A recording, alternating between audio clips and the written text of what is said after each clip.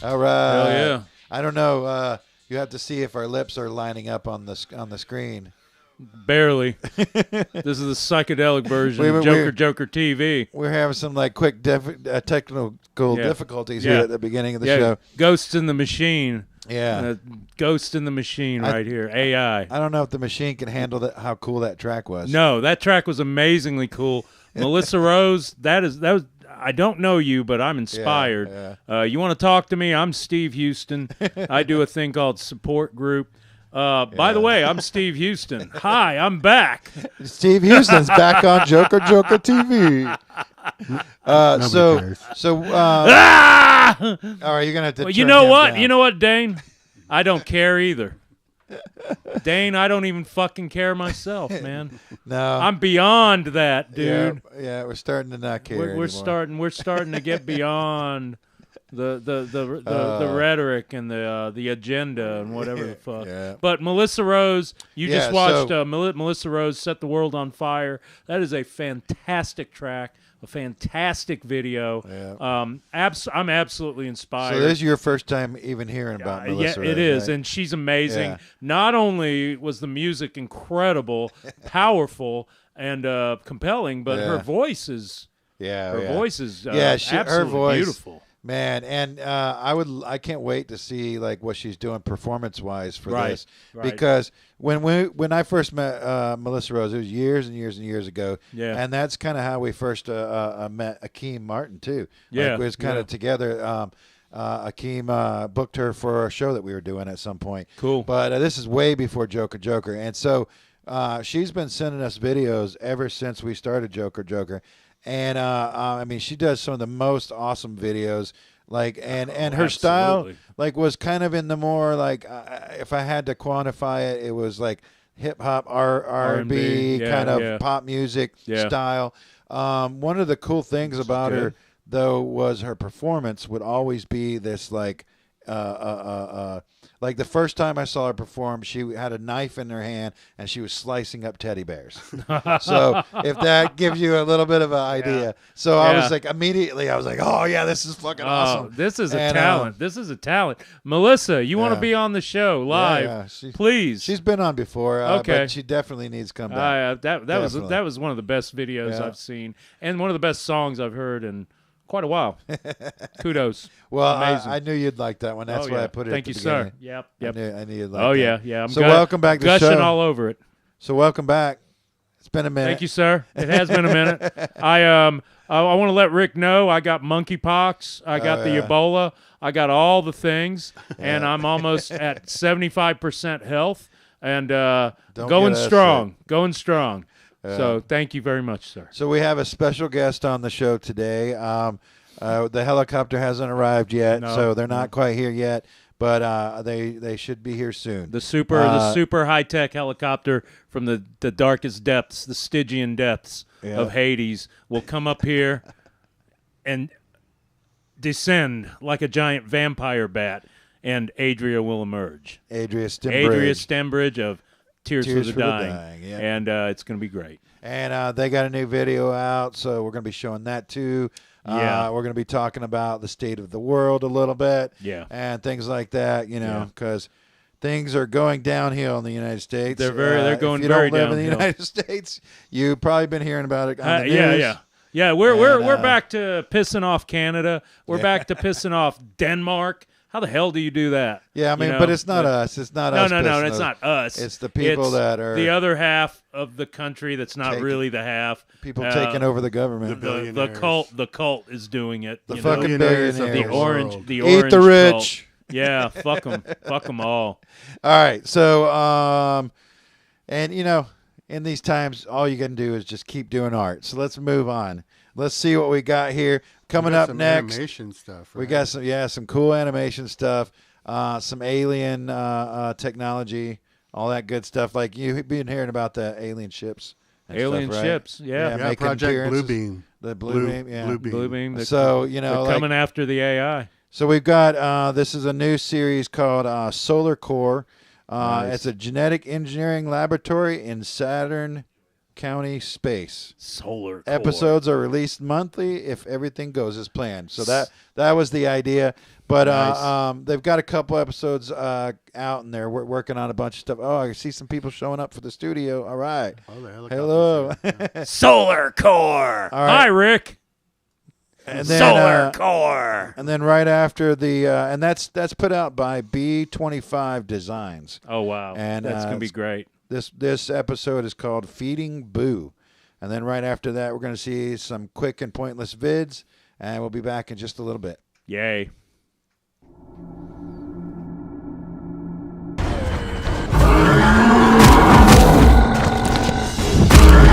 Civilization of extraterrestrials. Millions of people around the world visited in the past.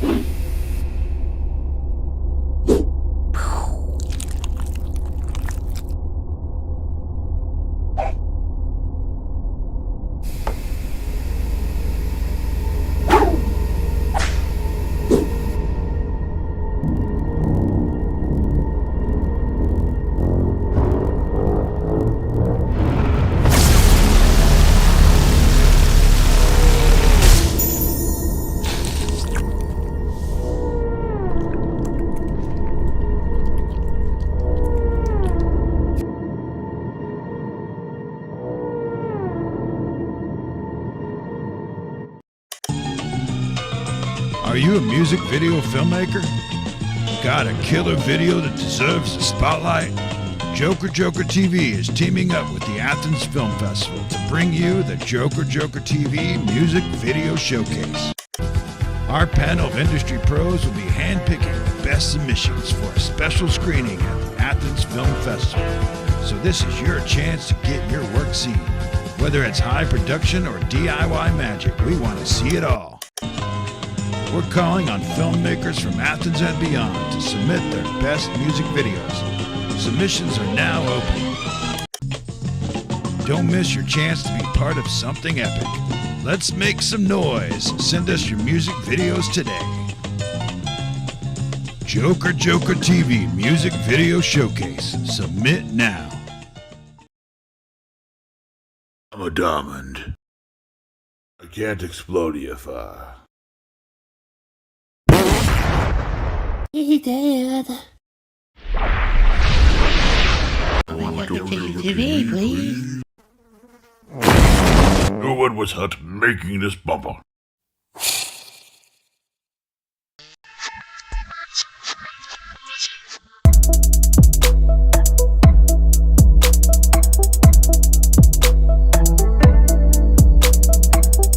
J'en ai marre de comprendre ceci, cela, ceci, cela, ceci, cela, ceci, cela. J'en ai marre de choisir le confort d'accepter ce qui se passe, ce qui se passe. Parce que ceci, cela me dévore. Ils sont les vampires cachés dans mes questions. N'importe quel, n'importe quel, oh, n'importe quel, n'importe quel, n'importe quel, n'importe quel, oh. Ils apparaissent dans ma tête et ne me lâchent pas. Elles restent là, là, là. Elles restent là, là, là. Comme un néon clignotant qui m'éclaire et me laisse dans l'ombre.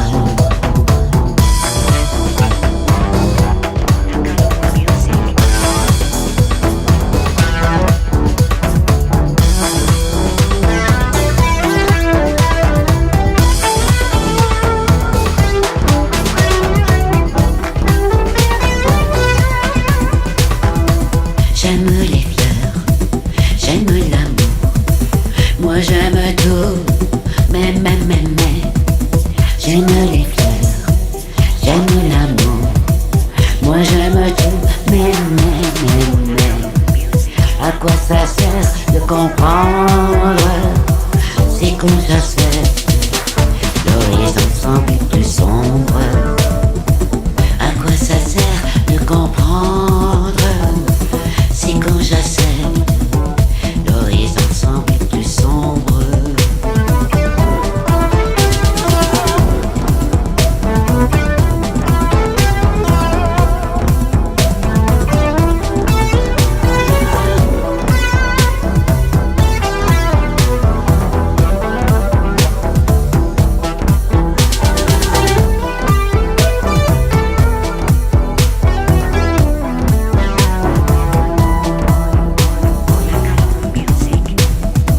J'aime les fleurs, j'aime l'amour, moi j'aime tout, mais, j'aime les fleurs, j'aime l'amour, moi j'aime tout, mais, à quoi ça sert de comprendre si quand j'accepte, l'horizon semble plus sombre, à quoi ça sert de comprendre si quand j'accepte, l'horizon semble plus sombre.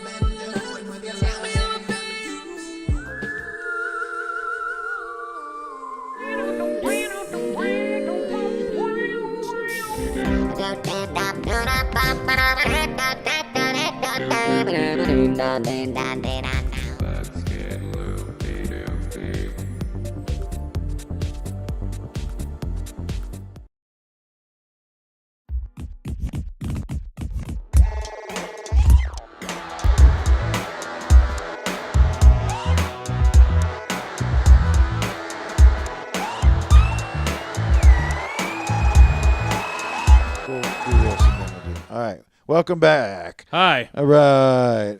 That was pretty great. Yeah, I love the way that looked. Yeah. Yeah. Her videos are always really cool. Yeah. That's Mora Loba from Spain, out of the Madrid area in Spain. Nice. So really cool stuff. Let's see. And before that, we had the Quick and Pointless Vids, which that one was called yeah. So, all right. So let's see. We've got coming up. We're gonna have this is a local band, Asymptomatics. Yeah. And been around for a while. This is a video that was edited and produced by Elena Satterfield and Nicole. I'm not sure. Alario. I think I'm saying that right. If I'm not saying it right, sounds good to me. I'm sorry. I don't know. But really cool. This is another local band, and we only had like 3 local bands this week. Yeah. Which lately we haven't had as many local bands sending stuff in. Right. So we definitely want to encourage local bands to get some stuff in. And that leads me to tell you guys out there, I'm booking for Joker TV, especially industrial, hard rock, goth, whatever, the crazy stuff, punk, whatever.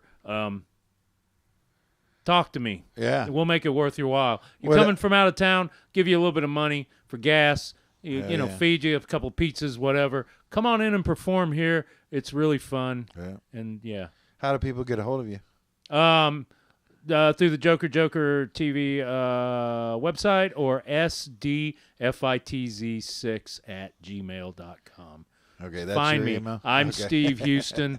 Find me, and I'll make it worth your while because we really love to have performers here, and it's so much fun and it's great. Yeah. All right. So let's get to this video.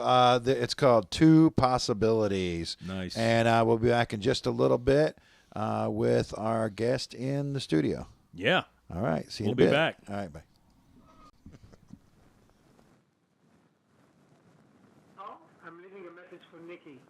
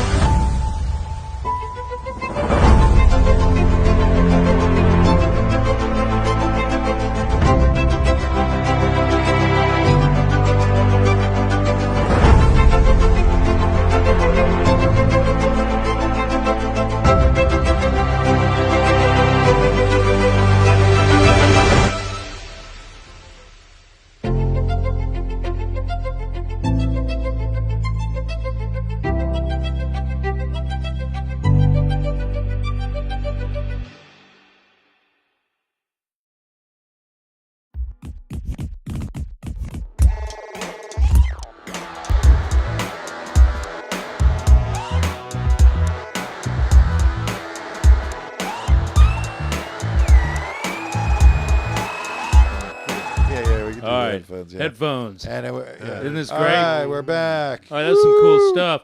Woo! All right, so that little commercial you saw there was Athens Film Festival is doing a special thing this weekend at Morton Theater, and it's free. So you can go out. February 7th. Was it tomorrow? Yeah. I know that because February 6th is my birthday today. And that's today. Thank you. So I love you guys. Happy birthday, Steve. Thank you. All right, and then let's see. We saw some Death Sneeze. Death Sneeze was pretty cool. Like I said, I don't know the name of that song. I have to give you the translation. Fui al bosque. Say it again. Fui al bosque. Or I don't know. I agree. Well, that translates I think maybe to the AL might be A or A or I don't know. A bosque looks like bisque, which is a soup, which is great because soup is great. Anyways, it translates to I went to the forest. Oh, wow. Okay. So, in Spanish. in forest, Spanish. It doesn't look like Spanish. The forest of soup. I just put it in Google Translate, and it said, hey, this is Spanish, and it means this. The forest of soup, right? Is it in Spanish, though? I don't know. I don't know. I don't know. Anyways, they're from Brooklyn, New York. Brooklyn, hey, how you doing? They have a debut self-titled album is available on Cacophonous Revival Recordings. Cool. And that's on Bandcamp. Yep. So support Bandcamp. All right. Well, we are. Is it that time? Is it time to bring our guest in? All right, we have a guest in the studio. We have a special guest, Adria Stembridge from Tears for the Dying. Hello. Grab your mic there and welcome to the show, Adria. Hello. Thanks for having me on. I'm glad you were able to make it. You're like only half here. It looks like. No, there we go. There we go. That looked kind of cool, actually. It looked very artistic. Yeah. Yeah. So anyways, we have a new track from you. You just recently sent this in called Jolene. And everybody might remember that song as a Dolly Parton song. That's right. Right. It became a kind of a meme a few years back where people were slowing it down and doing weird things with it. It's an amazing song. Yeah. And you should watch it. It's an amazing video. Yeah. That thing blew my mind, Adria. Well, thank you very much. I really appreciate it. Good God. Blake did an amazing job. All the actors did a wonderful job. Who was it that filmed that? Blake Pipes and Frankie Villanueva. They did an amazing job. They've done a few of our videos now. Okay. For sure. So. Yeah, you always have really cool videos. Oh yeah. I like them. This one was. Ooh, so, it was like the song really got to you actually. So the band is Tears for the Dying, and so the song was a cover song, obviously. Okay, that's right. But it had some meaning to you, right? Yeah. Tell us a little bit about that. Something to do with family members, right? Right. Yeah. So back in the early '70s, we would go whenever we did listen to AM radio a lot back in the day, and so my parents, anytime they heard this one song on the radio, they'd turn it up and then tell us to be quiet, it's your Uncle Chip playing. Nice. And of course I'm like 3 or 4 years old at the time, so I really didn't quite digest, I wasn't old enough to really understand. Yeah. But I remember the song. I remember it being a very big deal with our family, and the song was, of course, Dolly Parton's Jolene. Wow. Back in the 70s, so we would go to visit Uncle Chip. We would have family reunion in Murfreesboro, Tennessee, which is where he had his mansion. He had a recording studio there called Younginstown, which he made back in the 60s. And he was a very popular and well-regarded producer and engineer and guitar player in the Nashville scene. So we had a studio up there, and we went to his house for a family reunion almost every year for a while back in the 70s. And when we were visiting with him at times, he would take out his guitar and he would play around a little bit. Nice. And I got to hear him perform Jolene a few times when I was a kid, and that was really special. I mean, this is when you were young, right? Yeah. You're very young. About what age is that age range were you? So I was probably around 10 or so years old. Wow. Now did this inspire you? Did this wait a second, Well, I mean, was I think it it one was of those moments. It not directly, not like when I finally was old enough to figure it out. When I was in my teen years, and I was like, oh, music is a thing, and I like playing guitar. By that time, Chip had gotten much older, and he was, got a little arthritis going on, so he wasn't really as active as he used to be. And of course, he passed away almost 10 years ago.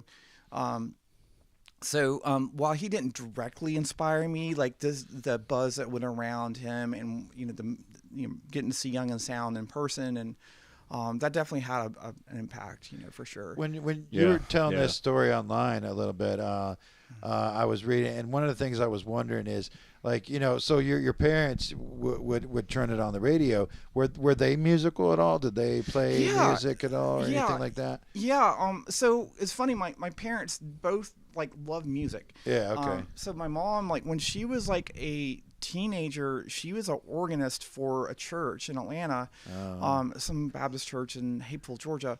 Wow. And I've got a picture of her playing the organ when she was a kid, a teenager. Wow. And so she used to be very active in music. And then when she got married, she just kind of well, okay, time for me to not play music anymore. And she never never picked up a piano, never did anything since then.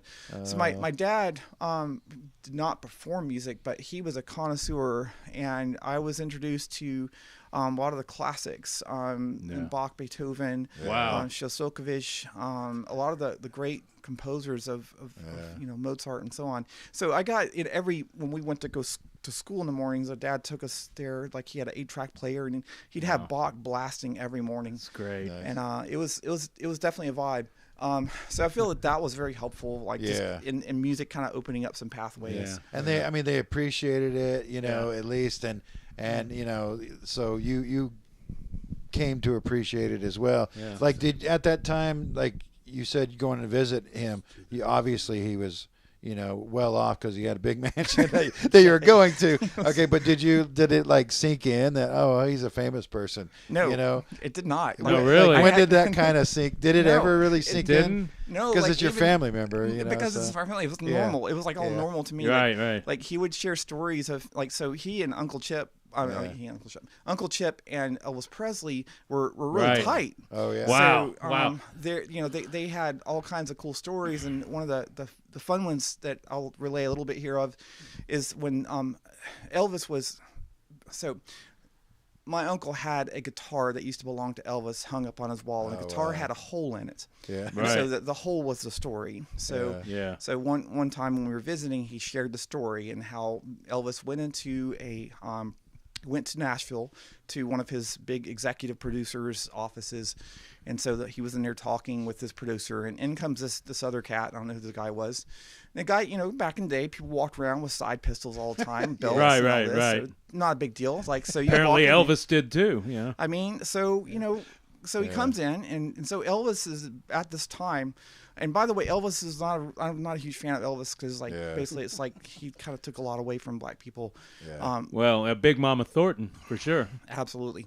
So Elvis sees the gun on the guy's hip, and the record executive guy says, look, Freedom Office, can you just go ahead and empty out all your rounds on that pistol, please? It could go off. And so the guy did. Right. He took all the rounds out and put it back in his holster. And Elvis says, I bet you $10 I can kick that out of your hand before you reach for it. And so Elvis had been practicing karate. Oh my God! So he'd been practicing karate. So the Elvis in the karate costume. So that I remember that. The funny thing in the movie that was based on real life. So so the guy says, all right, and so he went to go reach for his gun, and before you know it, that gun was kicked out of the guy's hand, and an explosion went off. Oh, and the gun, where there was you missed a round in the gun. You missed one. It went through the guitar that was hung up on my uncle's wall. So that was great. It wasn't somebody holding it on them. No. It was on a stand, thankfully. Yeah. Oh wow. So in your household, you had an Elvis influence. Yeah. I mean, I wouldn't say as much. I mean, we were definitely more interested in Chip's music. How about were you more interested in the Beatles? I was more interested in Arthur Brown, honestly. Arthur Brown, the crazy world of Arthur Brown. Well, in my household, it was weird. Speaking of Elvis, my dad was a huge Elvis fan, and my mom was European. She's like the Beatles, and I sided with my mom. I mean, I like Elvis, but I do realize there were some issues. We had Beatles records at home. Yellow Submarine, and we had some of the 60s 7 inches and all that. So definitely we had Beatles in our house. We did not have much Elvis in our house. Oh wow. So interesting. strangely enough. So I guess Elvis was a little that's- more too rock and roll for my parents, I suppose. But I don't know how we wound up with the Crazy World of Arthur Brown. That Fire video is straight fire, even to this day. Like I fucking love watching. Oh my gosh! So what did so good? What part did Chip play in that song? Like what was he? Yeah, so there are two guitars in that song. There's a fingerpricked nylon, and there's also a strummed steel guitar. And my uncle is playing the thumb-picked nylon guitar. So that's the very first lick you hear. That's so he didn't actually write the part. He performed it on the record. Back in the 60s, today you don't really notice as much because Dolly has like fingernails about 5 inches long, so she doesn't really play like she used to. But in the 60s, she was an amazing guitar player, and so she came up and played that really intricate part on her own. And so she called on my uncle to perform it on the record, and he did so. Like I mentioned, he was a very well sought after studio musician. He recorded the guitar on Elvis Presley's Guitar Man. He also had another hit that came out in the early 70s called I Can Help by Billy Swan. So he plays that beautiful, that flamenco guitar that you hear on that record. That's a Chip. Did you ever get to meet Dolly at all? I not directly. So I was at the funeral in Nashville back in 2015, and she in fact was there, but she was on the other side of the hall from us, and we didn't. It would not be appropriate to go up and say, "Hey, Dolly, how's it going?" Of course. Can I have your autograph? Of course. Yeah. So, okay. with Well, this same song, room, though. so with this song being a cover, you had to learn that piece. Did you learn that a long time ago, or is this something you learned recently? We did back in 2022. So it was myself, Mick Payne was on drums, and then Josh Broughton was on guitar. And so we had just become a 3-piece. So we had started using backtracks, and we were doing like synth bass. So we were doing 2 guitars, synth bass, and live drums. Wow. And so we were doing different covers. We played like "It's a Sin" by Pet Shop Boys a while. We did "Enjoy the Silence" by DM. And so we were like kicking around, cover ideas, and like I was like somehow. I was conveying to Josh that my uncle played on the radio with Jolene record, and says, "Josh, do you know how to play that?" He's like, "No," and he didn't say no. He just he's sly about it, but like he started playing some chords around, and we just kind of like he and I just kind of like built out the kind of core of it, and Mick kind of put some I really appreciated Mick's drums on that too. It wasn't it wasn't a very busy drum. It was just, it let the song breathe. And, Mick's very effective. And I mean, the song's a little slower than the original too. It is very, very slow. And it's got a lot of reverb on it. It's very ethereal sounding and dreamy. There's a lot of space, and it really opens itself up to the narrative of the video, which is amazing. Well, we want to watch the video, and then we'll come back and talk more about it. Let's do. All right. Well, let's watch the video, and we'll be right back after that. Enjoy.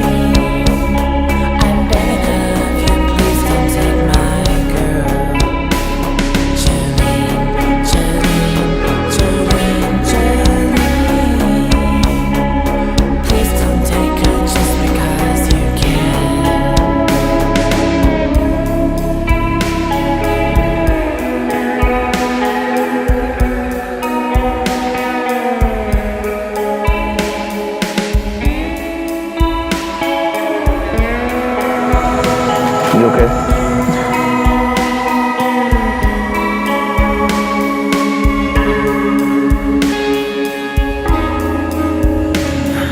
I am so sorry.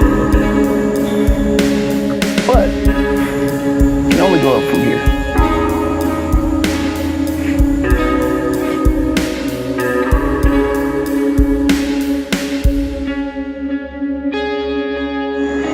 I wish her well, because I'm gonna do better.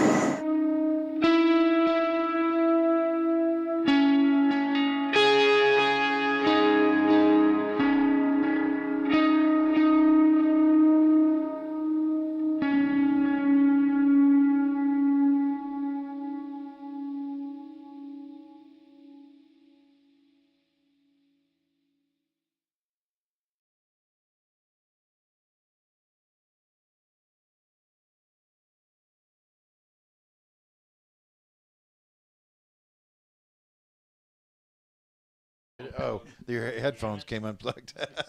All right, we're back. Get your headphones plugged back up. That was awesome. Yeah, that was a great video. Thank you. All right, you're back. You pull the mic up. Oh, Yeah. Thank you All very right, much. there you go. Yeah, so where were we? What were we talking about before we went to the video? Right. So we're just giving a background of what led into Jolene and why we chose it as a cover song.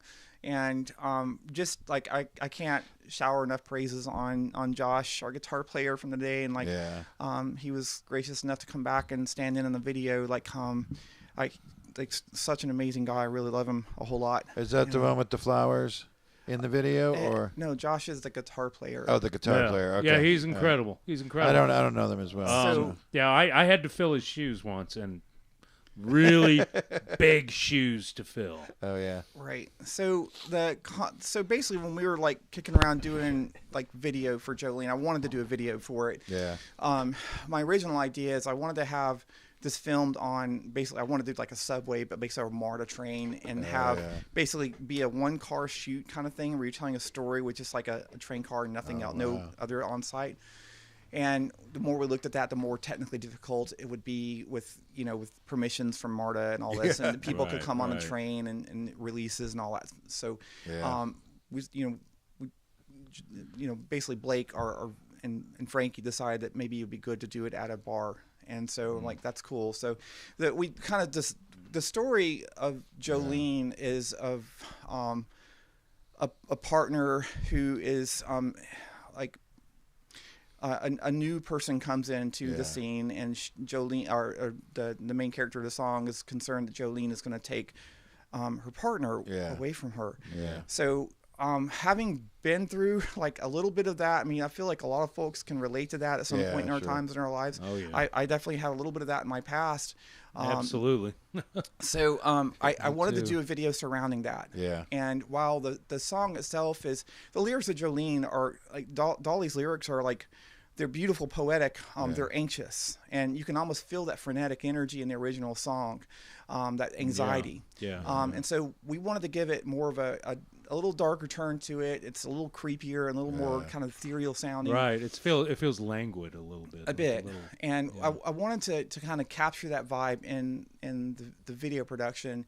However, I did not want to leave the song on a sad note. Yeah. Because I let that happen to me years ago with a relationship. I felt terrible and I was bad and I reacted poorly to it, and I've grown since then. Yeah. And I wanted to make sure that the video is a testament to hope and change and growth in individuals. And so you can see the main character of the video has Jolene comes in, this very beautiful lady, and things change in the relationship. And then she has a talk with a friend outside the venue, and then she's, what, I'm going to let this person live their own life. I'm going to live mine. I'm going to be happy with it. And she goes right back into the club. Yeah. And I just thought that was so powerful to go right back into the club where she was kind of rejected, kind of. Right. Yeah. It's a beautiful looking video. The cinematography is super crisp, and it is happy. It made me happy to look at it.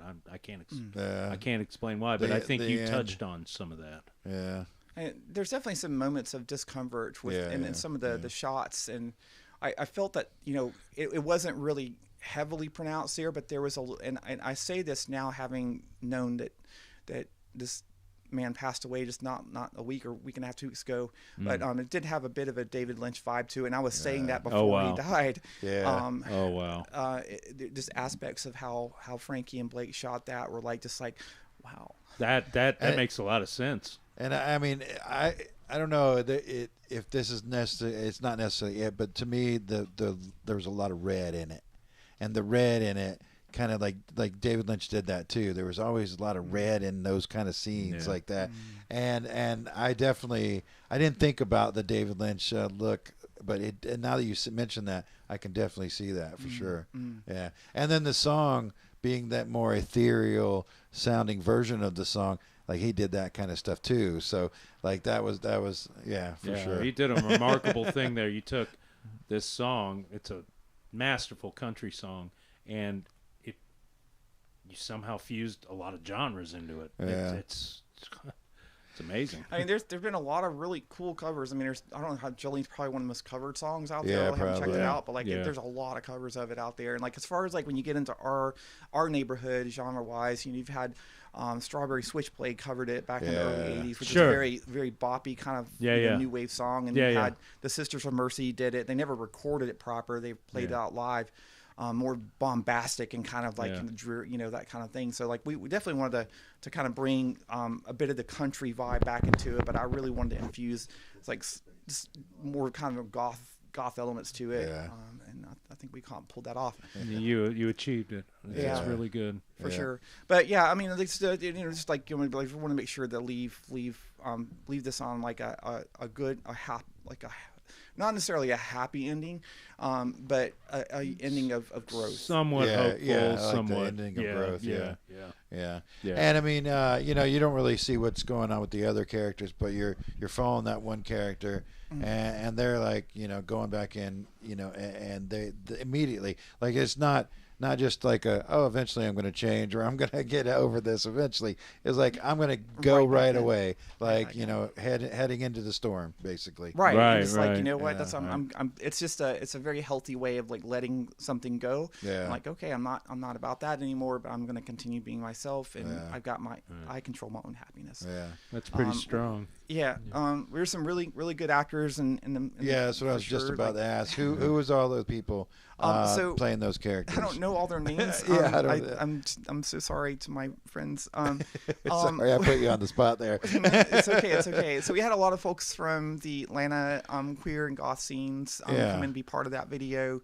What club was that? Oh gosh. Oh jeez. Because it looked familiar, and I just was I can't. I know where it is. It's in Atlanta, though, right? Yeah, it's near the CDC.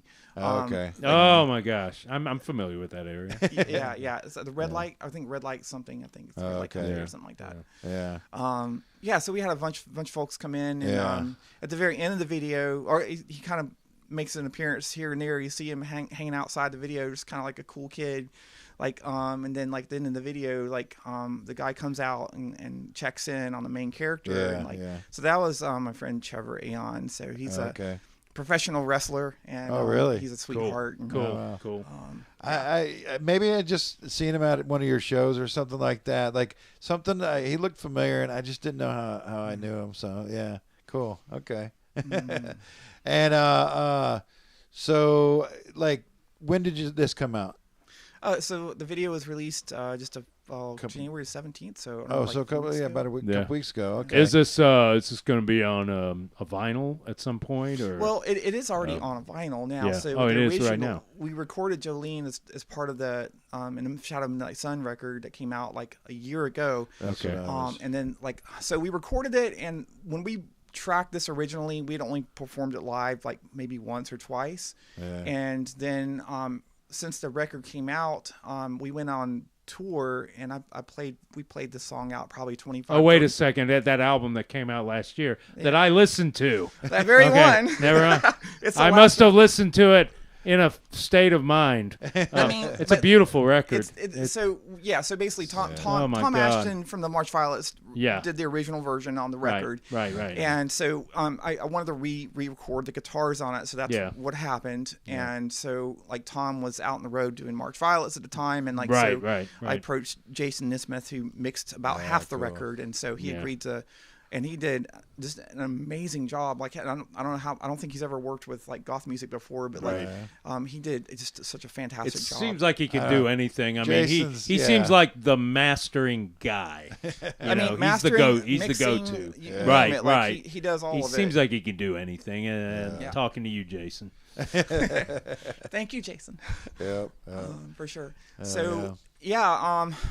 But it's just it's a hard video. You know, we're talking a lot about this happy time in my life when I was a kid, of listening to Jolene when it came out and getting to know Uncle Chip and the music he was involved with, and us getting to record this now. Like, I mean, there's a lot bigger stuff going on in the world today. A lot, right, there is quite a bit. You went through some of that on the way here, didn't you?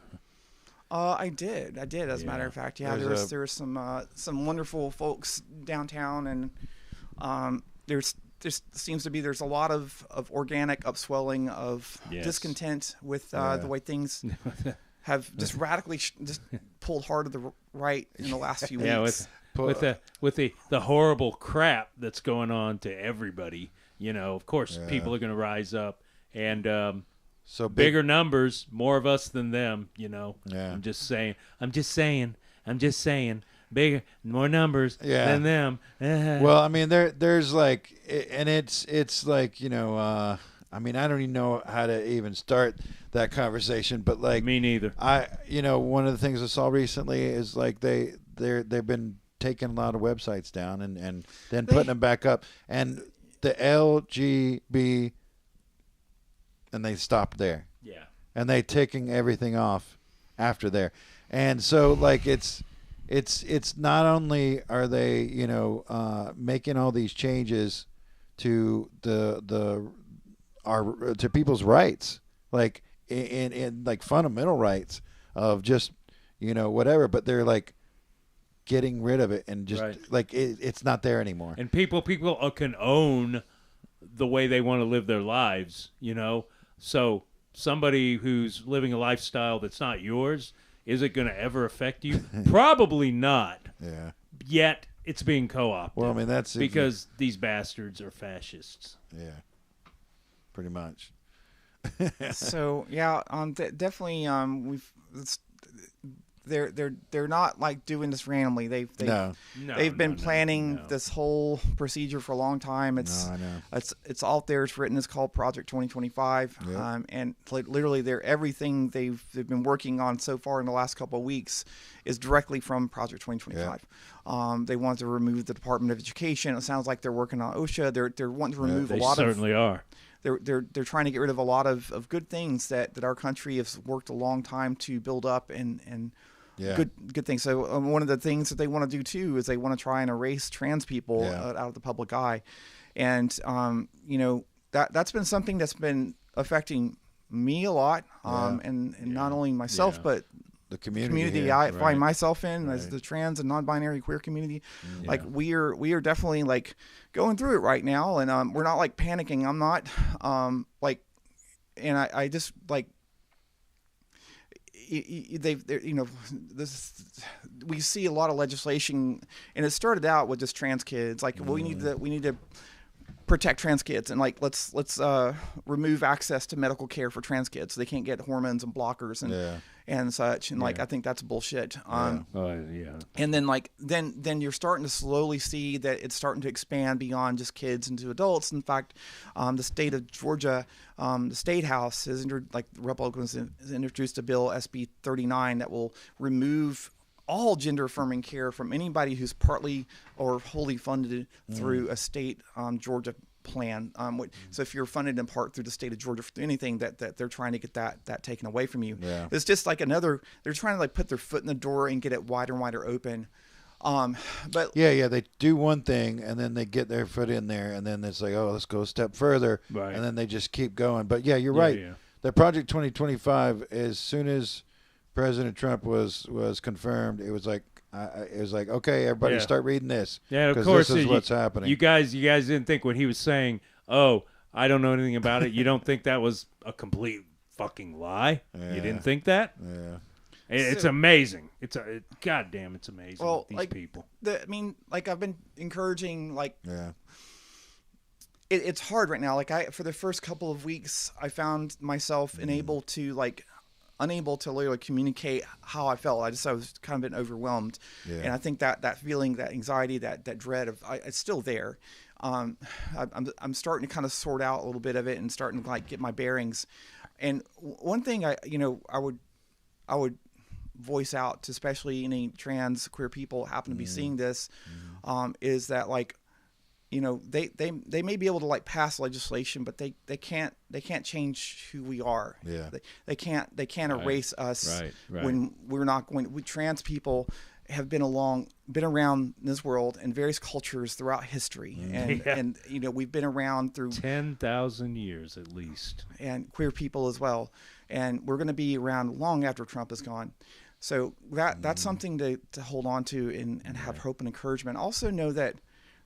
There's a dynamic at play here, and that when you have people who disagree with you and they cannot control you, they will then attempt to control others' perceptions of you. Right. Yep. Right. And this is a dynamic that plays out throughout society and relationships, and it's happening right now. That they know they can't change. I'm not detransitioning. I'll die before that happens. Mark my fucking words.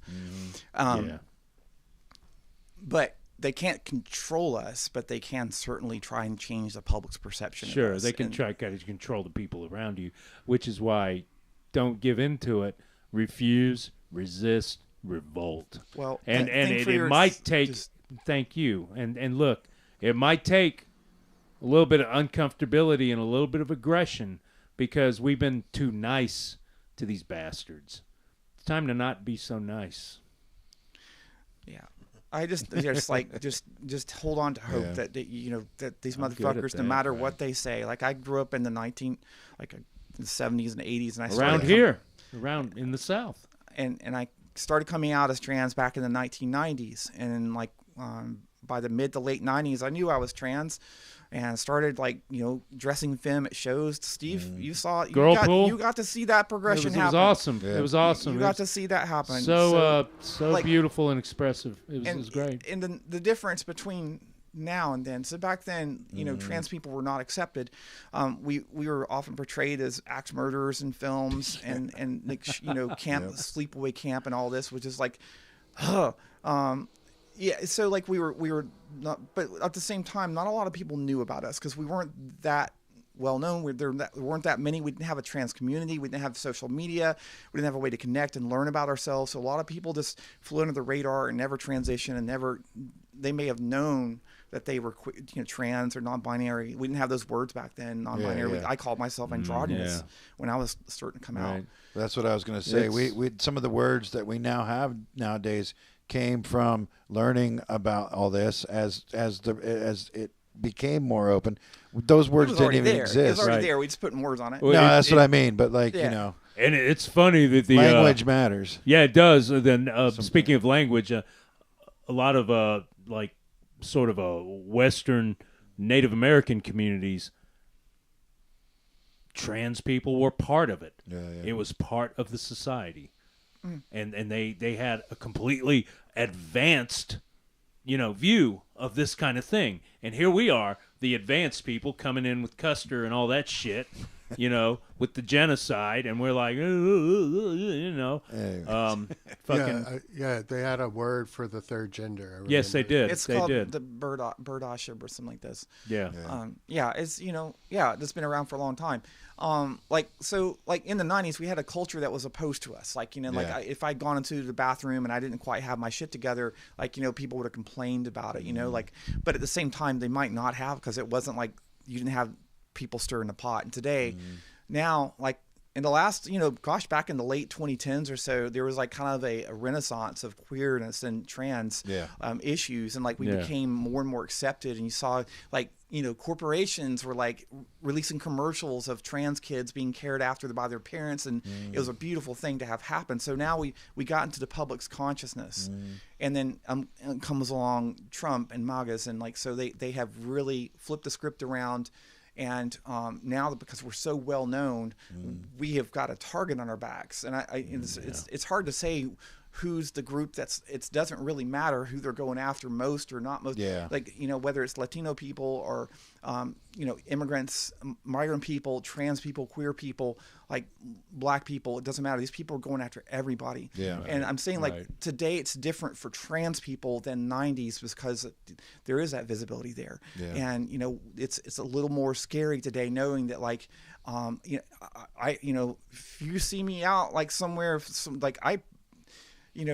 I blend in okay, and it's a horrible word for me to say. And if you're trans and queer, you know what I'm talking about. It's like the clocked word and all that. It's terrible, and I don't agree with it. But a lot of folks are not able to blend in so well, and and you have also done that, and it's really cool on TikTok because like queer people on TikTok are really coming to the forefront of this. You have like trans men, who have transitioned, have been on testosterone for like fucking 20 years, and they look every bit like you two.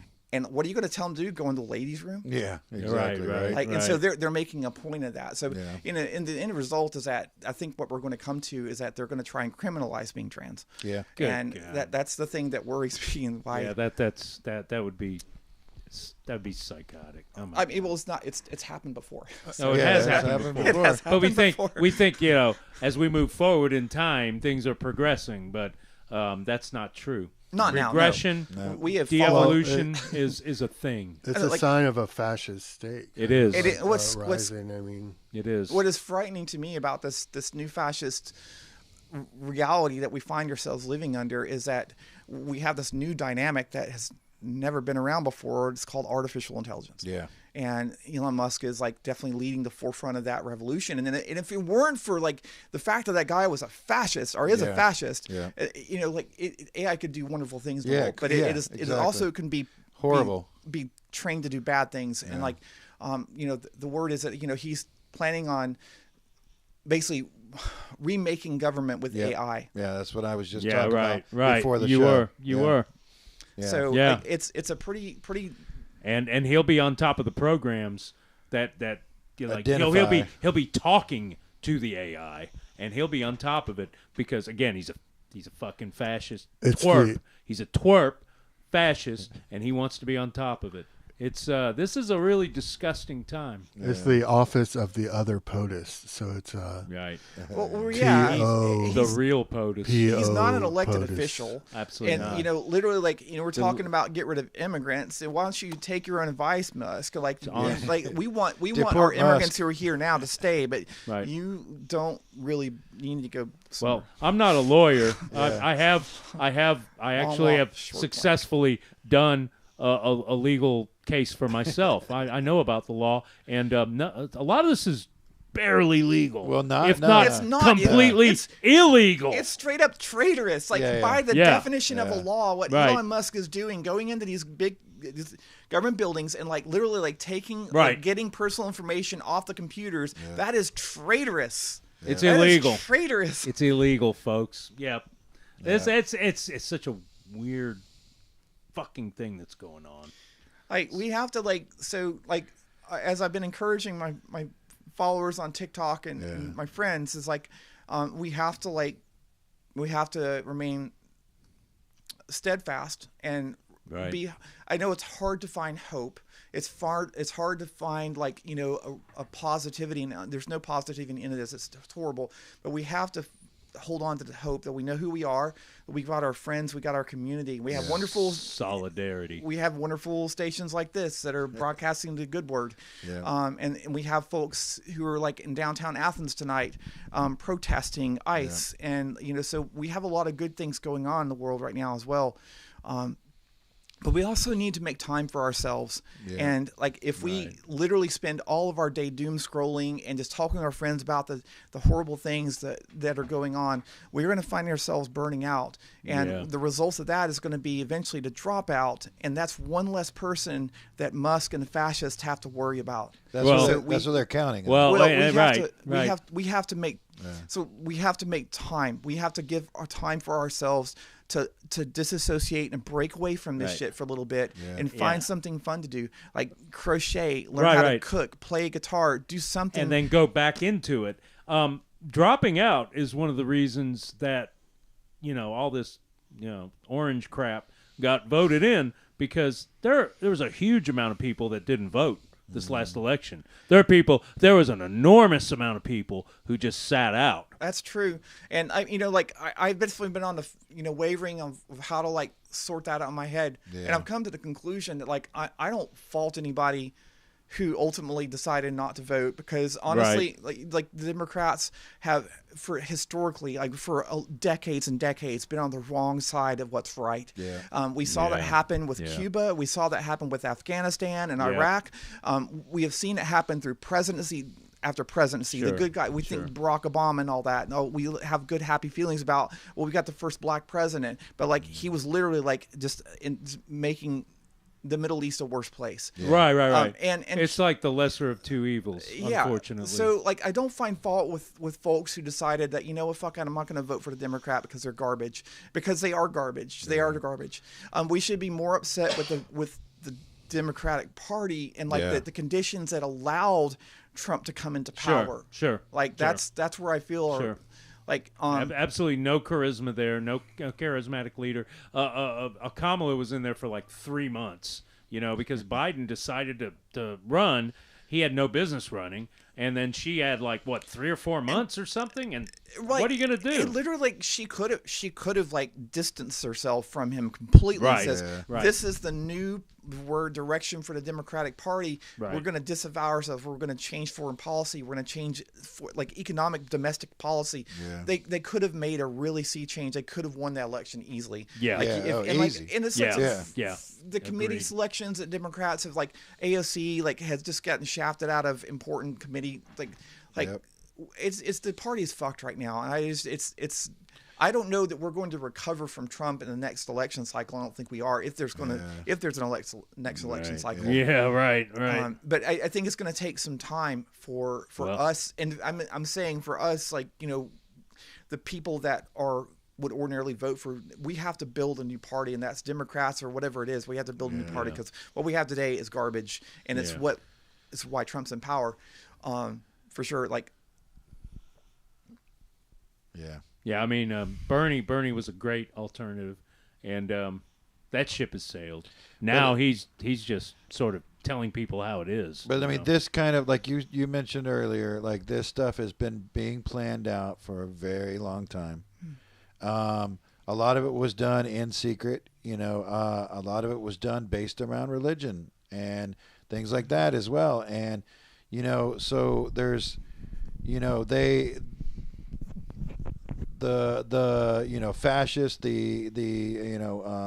all those people that we're speaking about, they've been working on this for a long time, trying to get into the hearts of the people through their propaganda. They were well organized. They planned and they were well organized, and this is the result of their organization. And I was thinking about this the other day, because you mentioned the 90s too. I think, because we grew up in some, it depends where you grew up. Some areas were a lot worse. Some areas were a lot better. Okay. For all different kinds of people, and me growing up, I am cisgendered.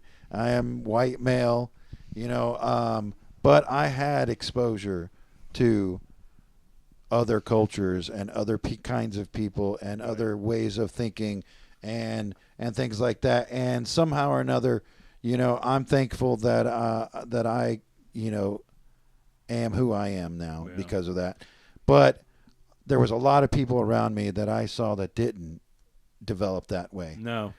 So it's hard. It felt like, though, for me in the 90s, I felt like the transgender, the gay, queer, they were getting, noticed more. They were, like you said, and so it felt like things were getting better. Right. You know? And I did the same thing. I forced myself to, experience different ways of thinking, beyond my cisgender, guy thing, whatever. And it's rewarding and it's beautiful. And but I think the lack of organization against and the naivety that these bastards would not do this is a big part of the problem. Exactly. But that's kind of what I'm getting at. It's hard for me to get the words out, but it felt like it was getting better.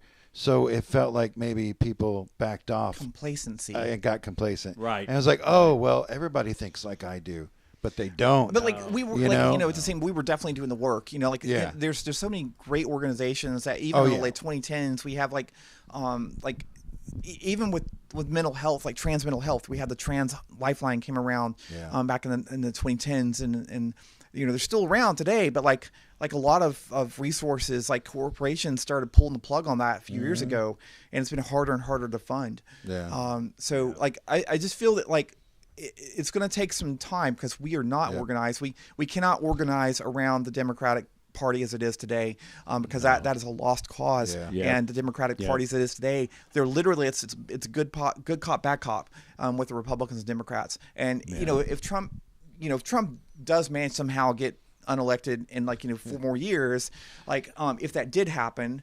And I think there's possibility for that not to happen. But if it did, Democrats are literally going to come in and tell us, well, we can't do anything because our laws are passed. That will be typical Democrat. But we cannot build a party around that bullshit.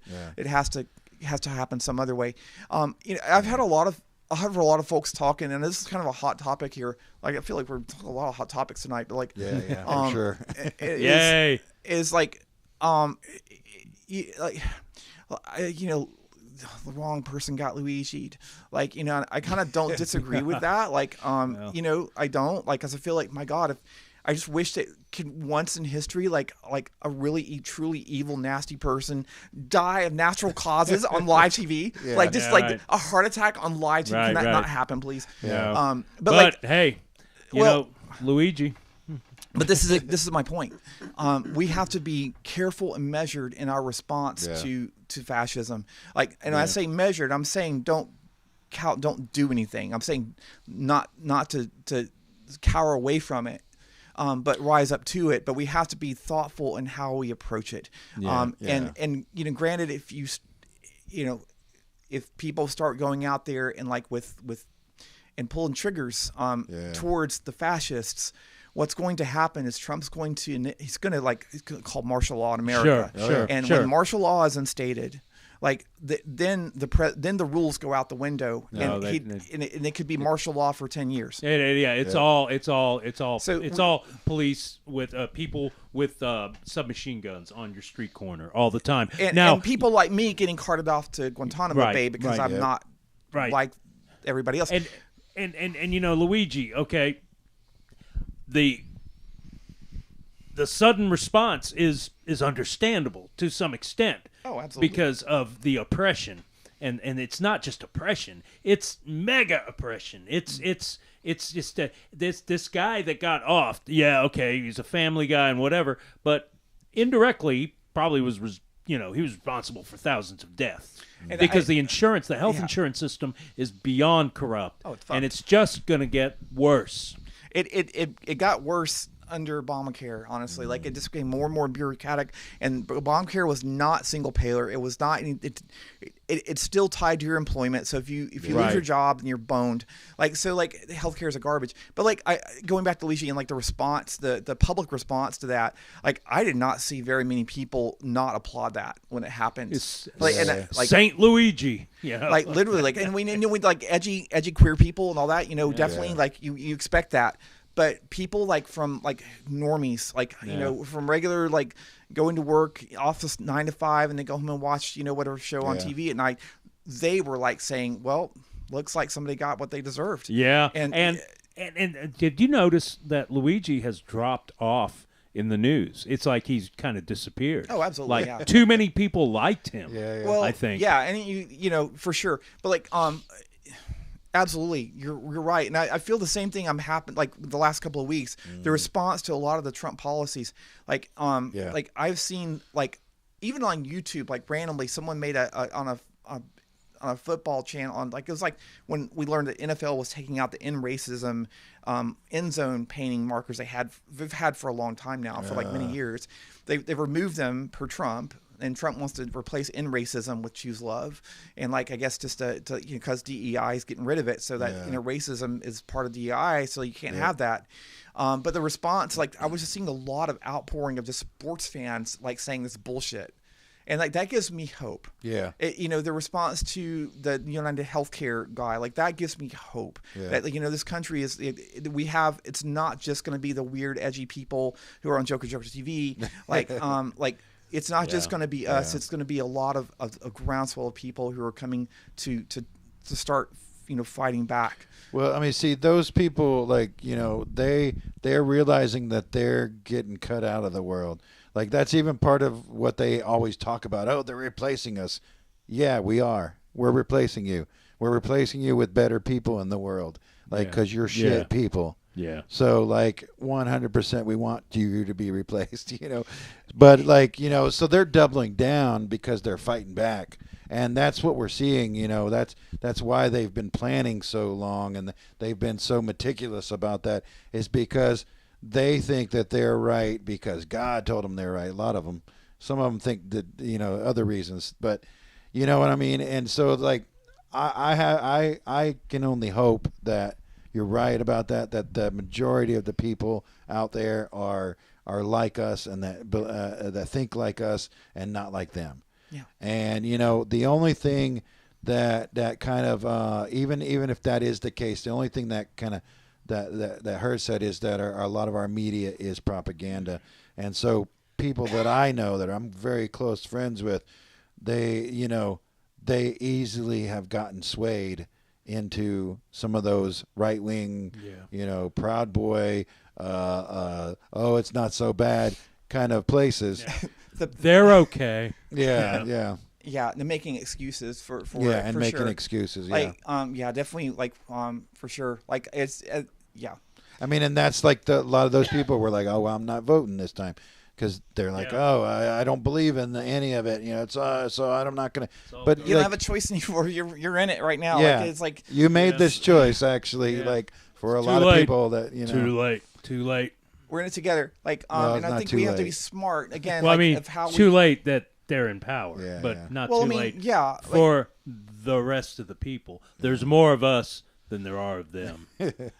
We have to be smart as we go forward and navigate this mess. I'm going with the French Revolution. We have to be smart, and when you are going, like activism is going to be a way we have to approach fascism, and some just tips here I can give you off the couch here on Joker. If you're heading out to a protest, right? Some things you want to mind. Wear a mask to cover your face. Not only just because there's germs going around, there are flu and COVID still going around, but to cover your face, wear dark sunglasses, big sunglasses, like my friend Steve has on tonight. Wear yourself a ball cap. Wear large frumpy clothes to hide your body figure. Yeah. If you have tattoos, makeup, cover them up. Do everything. You want to become anonymous when you're out at these protests. There are plenty of YouTube channels and TikToks out there that have even more advice on how to further prepare for being involved in a protest and the potential for, like cops to show up and what can happen during that. It's going to happen at some point. It may very well do that, so be prepared.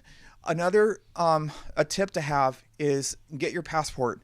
You should all have passports and should be in process of getting them. My heart breaks for trans people right now because they're making that a lot more difficult. They've removed the ability to have an X mark on your passport, which was a way for non-binary people to be identified. They took that away. But we need to get our passports. If you have to get a passport and the other, get it however you can. Yeah. But be prepared to have that. Make a go box, a go bag or go box, and get yourself a change of clothes, some bare essentials, some like edibles that won't go, not edibles as in weed, but like some maybe food, those too. food that won't go bad for a while. Get some gloves, a little bit of twine, some matches, and just, Steve, you've been outdoor a bunch. You might be able to speak to what other kinds of things could go in a go box. Yeah, like a flint lighter. Yeah. So you can make a fire on the. It's a little pneumatic device that a compass that and a compass. Some bottles of water. Bottles of water. The little flint lighter is very important because if you're literally out in the wilderness, you're trying to get away from something. You want fire. Fire is very important. If you have any conditions, I'm epileptic, so make sure you have a little supply of medications in there. Yeah, that's good. So you don't want to, basically you need to be able to be prepared if worst comes to worst. You need to be able to get in your vehicle and get the heck out as soon as possible, and you're not going to have a lot of time to worry about what to bring. So that's why you prepare now in advance for that. For sure. So just be wise. Like the rap singer said, smartphones don't lie, don't be dumb. So if you're planning to go to a protest and, there are always going to be legal observers. I'm not saying not to bring your phone. If you need to bring it, go for it. But smartphones don't lie. Yeah. Like they're a way to be tracked and turn them off.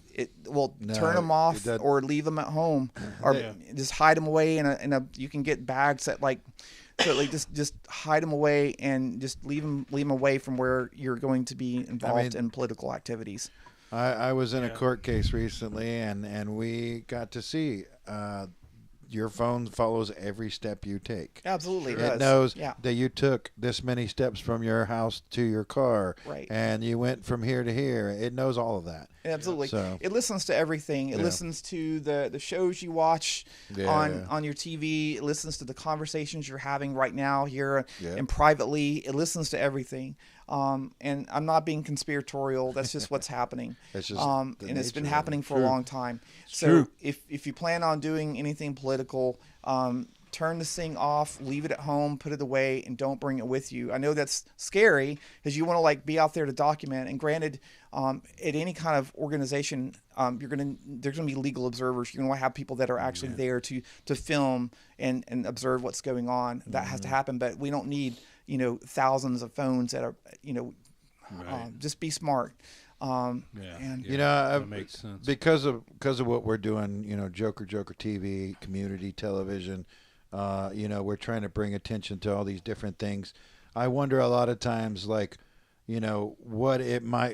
maybe we could do in that. I don't know. We're more sharing stuff. We're not as much a journalist organization, but it seems like it's necessary to do some of that, and so I don't really have answers of what exactly we have to do. But this is a good start. Dude, this is a good start right here. I feel like what we do with the show, having you on to talk about this, sharing your art with the world. We definitely share a lot of art from the trans and queer community from around the world. So we're not the only place. The United States is not the only place that this is going on. The right wing is taking over in a lot of different areas of the world. So a lot of this, I don't know.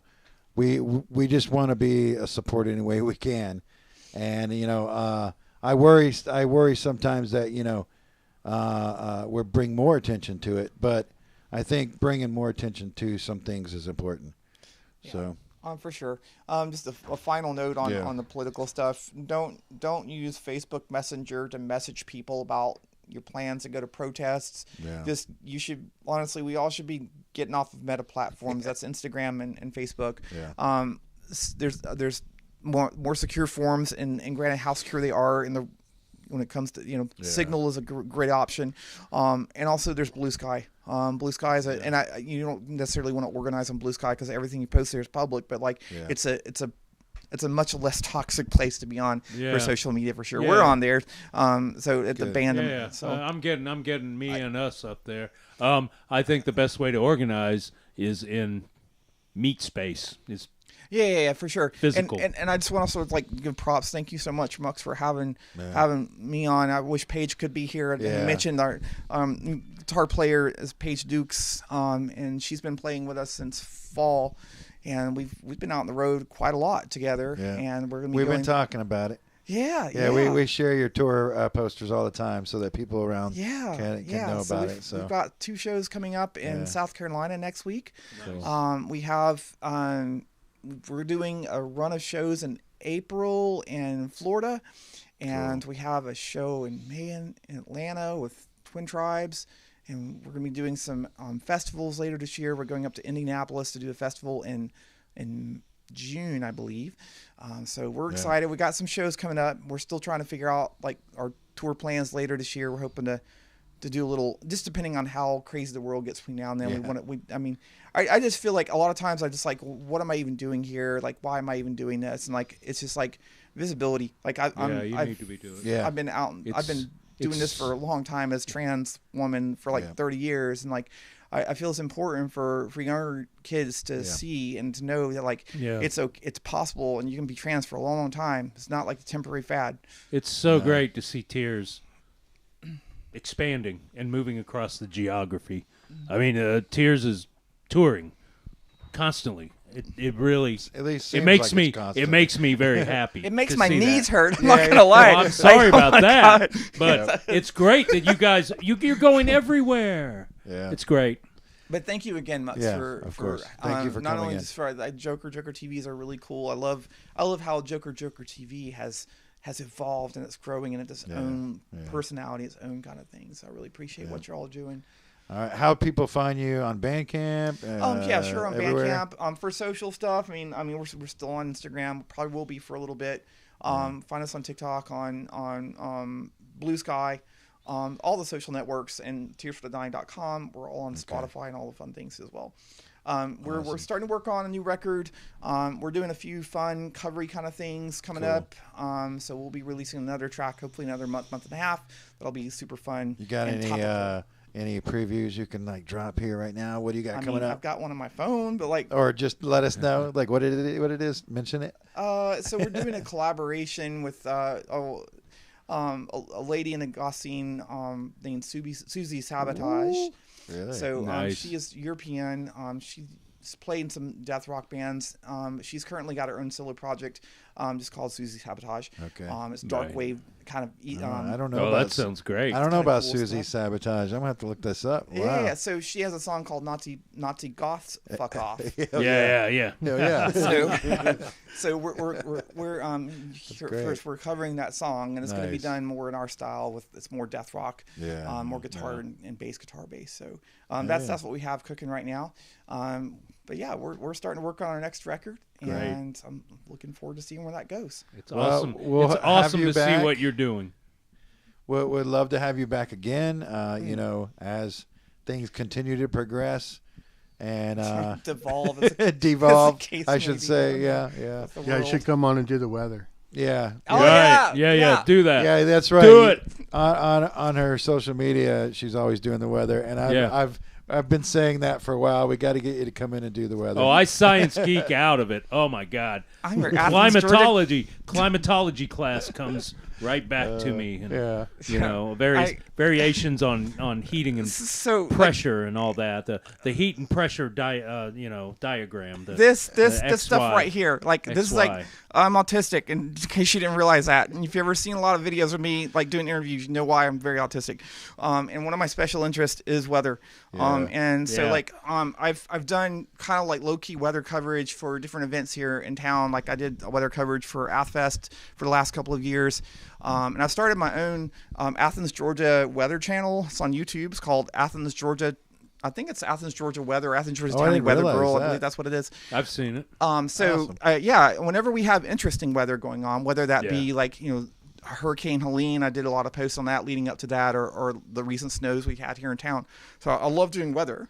So, well, what's the weather going to be like this weekend? This week it's going to be fucking hot. So it's getting back close to 80, and tornado season and flood season is coming up. I mean, yeah, we're not seeing not yet. Tornadoes are later, but you like towards March or so for sure. Yeah. But yeah, no, for the next over the weekend, we're just going weather forecast right now. Yeah, do it. So the rest of this week we're gonna have high temperatures in the mid to upper 70s, which will be record high temperatures for Athens, Georgia. It is. So as we get closer towards Sunday, we're going to have a cold front that's moving in. Ooh. It's mostly towards like the upper Midwest area, but it's going to bring enough cooler air down here where it's going to cool things off just a little bit. Nice wind. We'll have a little rain. Next week, we have a couple of chances of some showers. Yeah, next week. Believe it or not, Athens, Georgia right now is in D0 abnormally dry conditions. That's it's the lowest stage of drought. And then if you're in the very far northeast corner by Winterville,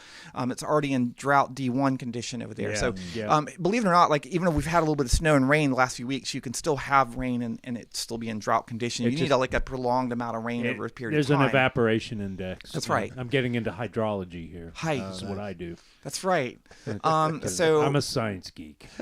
I do love weather, and definitely if you want to see any weather post, look that up, and maybe I'll be doing some stuff for Joker. Check it out. Yeah, we'll work that out. Do a show here. It would be so cool. Yeah, it would okay. be. It would be so All right. cool.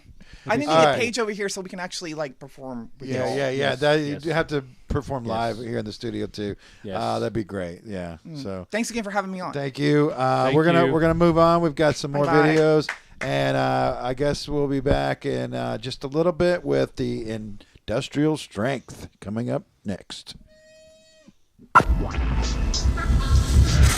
Don't forget to bring a towel.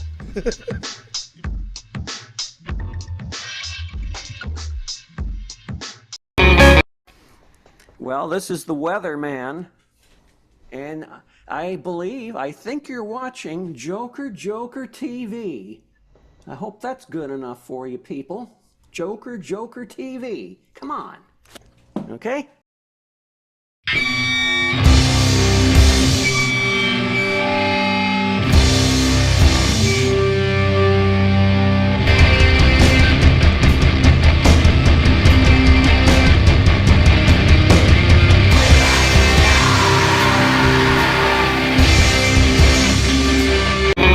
Funny, if you say so.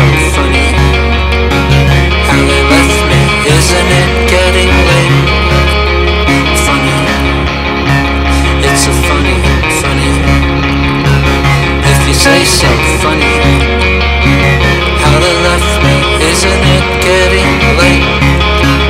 Back tomorrow, back today, back tomorrow, back today, back tomorrow.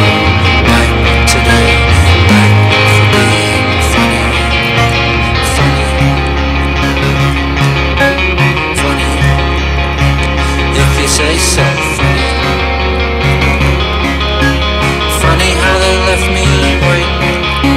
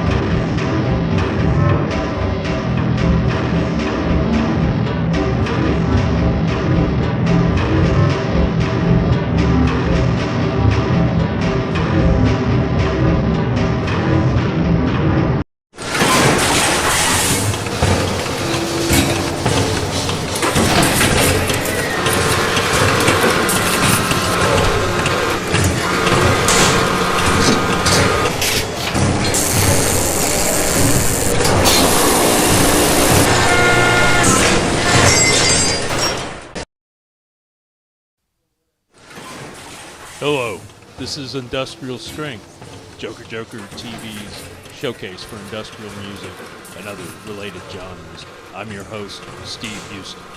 On today's episode, we have Mr. Blank. Mr. Blank is our very own Mux Blank, Joker Joker TV's main man and head honcho.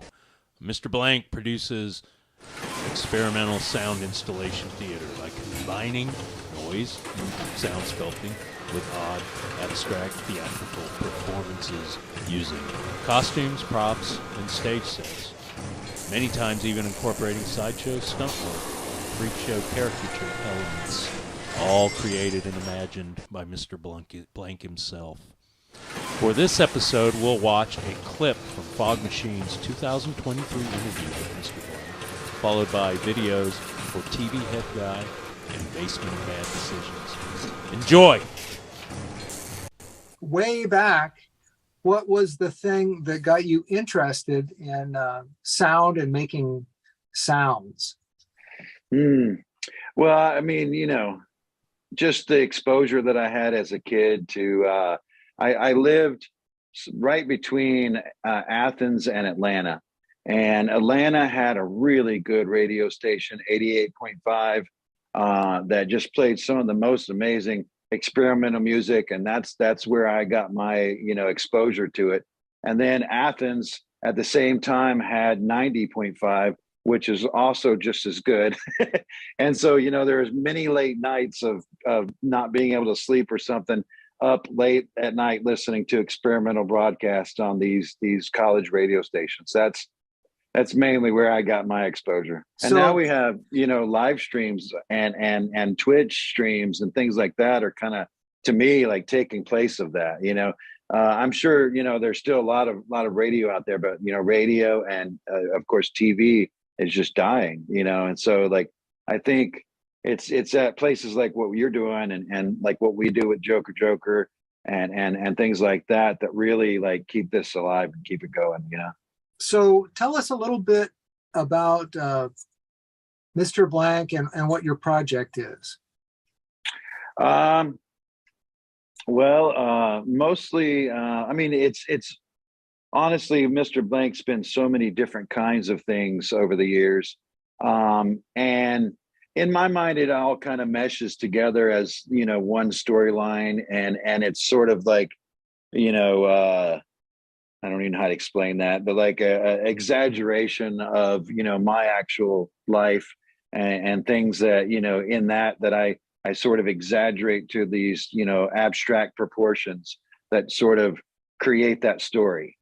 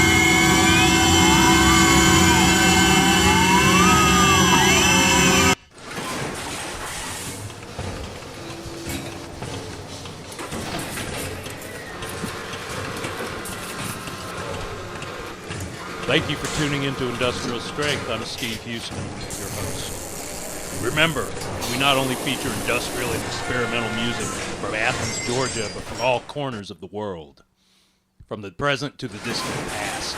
So, if you create or used to create any of this sort of music in any capacity, please reach out to us. We'd love to showcase your skills. Whether you grind on the wheel or have stepped off of it, take care of yourself. Take care of each other. We'll see you again next month on Joker Joker TV for another episode of Livestreams.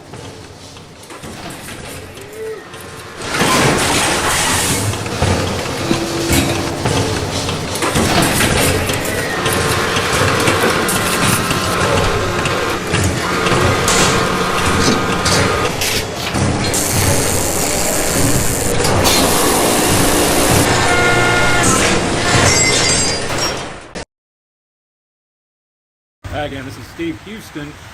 How you doing?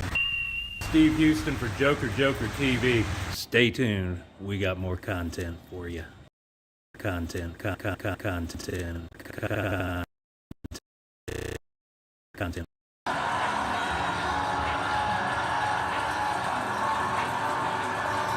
I'm coming down into this world, regardless of love and hate. I'm going to sit in your bed. I'm going to eat all your chocolates, and I hope it's not too late. If there's any questions, make up your mind, because you will give or take questions in your mind. You only got 200 days.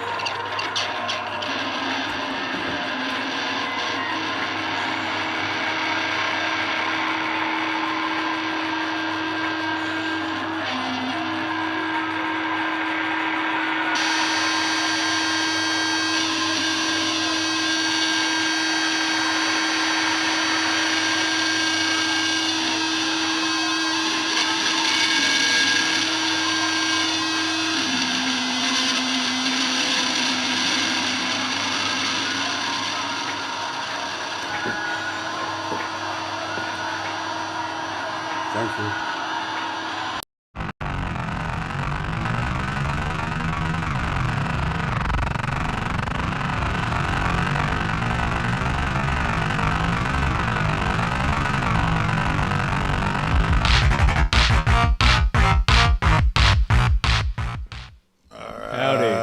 Welcome back, everybody. Hello.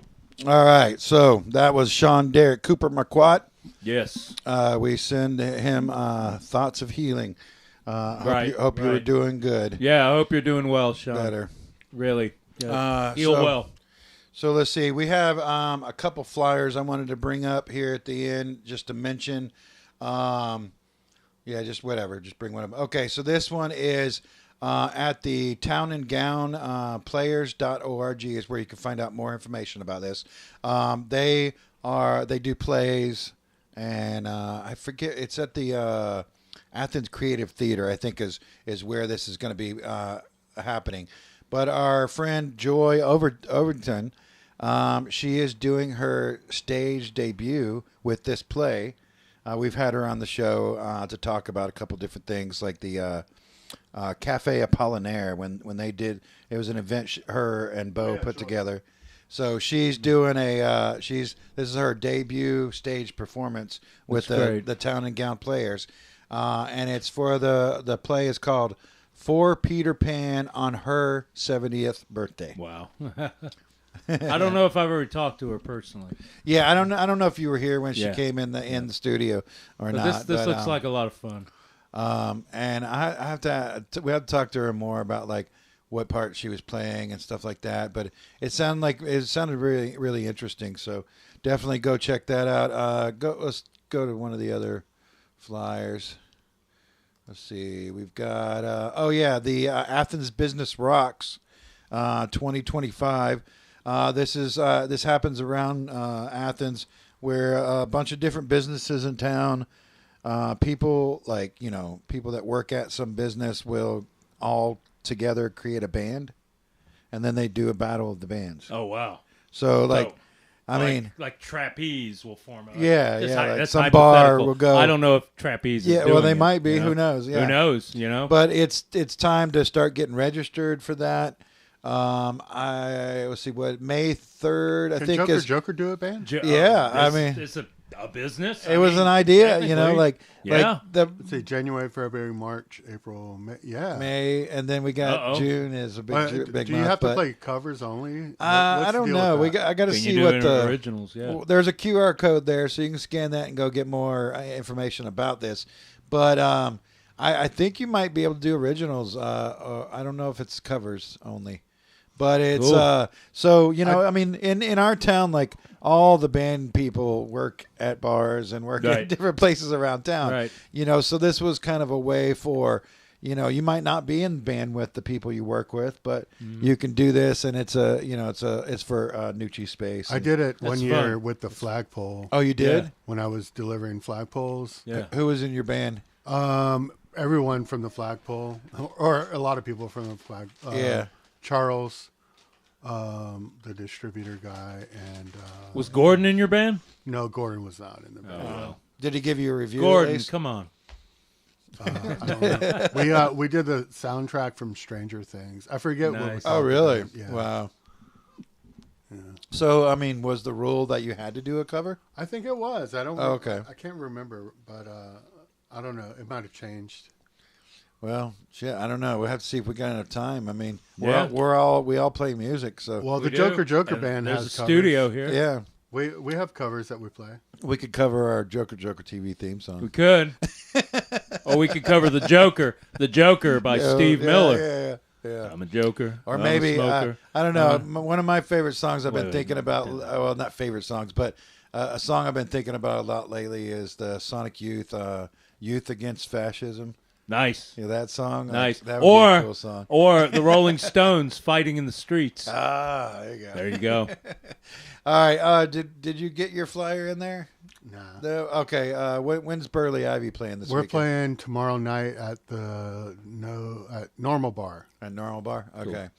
All right. Well, we got Athens Agenda coming up next, and so you'll be able to see all these flyers and all the other things happening around town. Once again, we want to thank Adria Stembridge for that was awesome. Tears from the Dying. Yes, coming in and the fabulous debut of Jolene on video. Yeah, check it out. Yeah, and thanks everybody for being here. Yeah, thank you. Thank you for being here. Good job, everybody. Adios. All right, everybody, take care of each other. See you at See the you later. show.